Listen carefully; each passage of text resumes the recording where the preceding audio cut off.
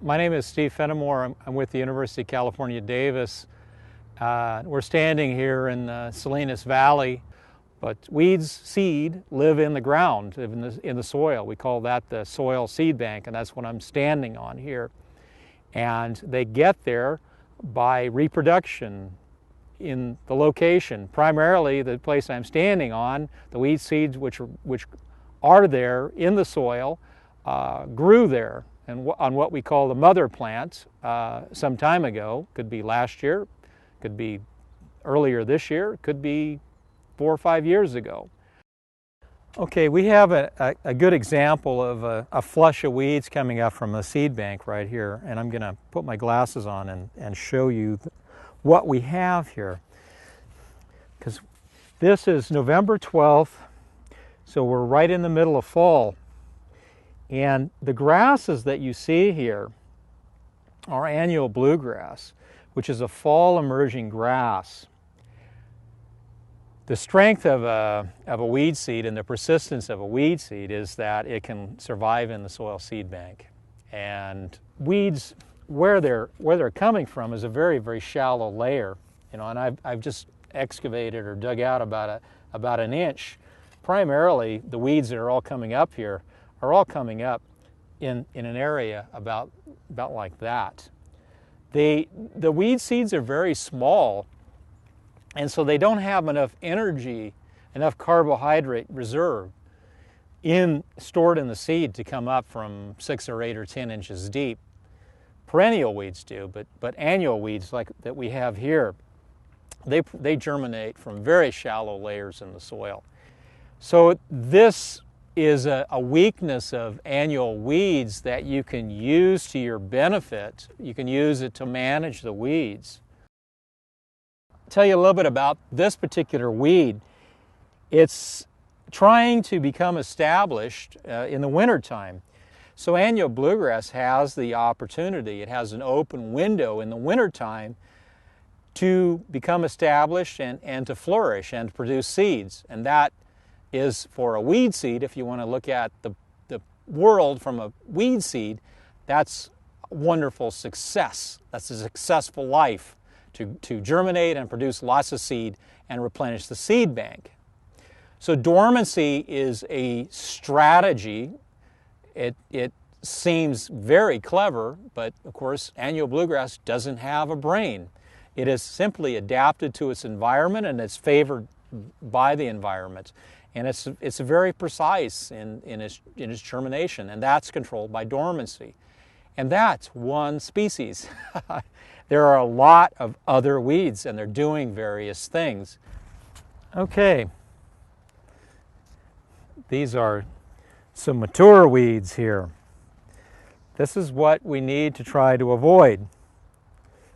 Here we have some nettleleaf goosefoot, and here we have some cheeseweed or malva. This is what you want to prevent. You don't want to let them get to maturity, because at this point this weed is going to produce hundreds if not thousands of seed that's going to release to the seed bank, which will be here for years, 4 or 5 years at least.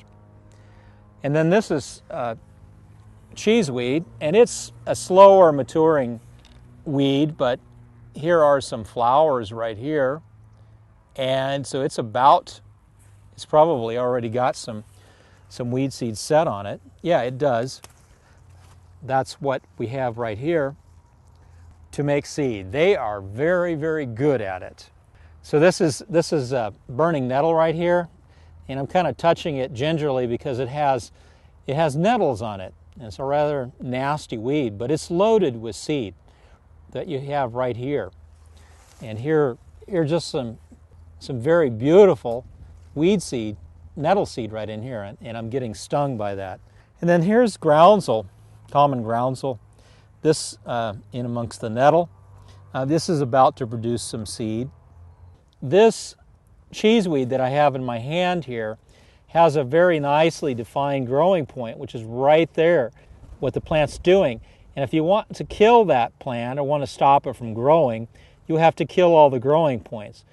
Grasses are completely different. situation. This is a fairly large bluegrass here. This is mature. It's all, you can see it flowering. Here's a much smaller bluegrass here. Broadleaf weeds starts out generally below the surface of the soil. So if I want to kill this plant with, say, a contact herbicide, organic herbicide like vinegar, it's going to be very difficult. I can burn these leaves off, but the growing point is protected and it's going to come back. Whereas the broadleaf weeds that we have here have a much more exposed meristem. I mean, it is completely exposed. It's right there on this nettle.